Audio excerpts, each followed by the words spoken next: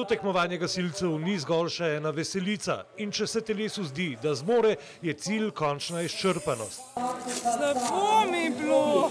Ali prvič? A se greš malo k meni sestam? V polni opremi z masko na obrazu tečete v tretje nadstropje z 20-kilogramsko cevjo. Potegnete gor še 20 kil, zbijete klado, potek cevi in zbijanje tarče z vodo, za konec pa 80-kilogramsko lutko zvlečete skozi cilj. It's very close to what we do every day.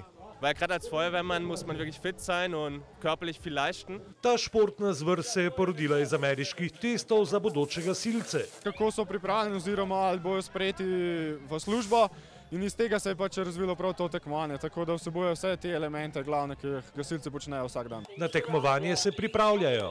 Z tekom, z fitnessi pa to. V samem društvu smo si pa pridobili oziroma naredili tudi te naprave za treniranje. War so eine richtige Ergänzung zum normalen Fitness und dann dachte ich, okay, gut, das macht Spaß. Tekmovanje postaja čedalje bolj priljubljeno, tudi poklic gasilca pridobiva na vrednosti. Šport je najbolj razvit v Ameriki. The guys are very fast. They're in a great shape, they train a lot.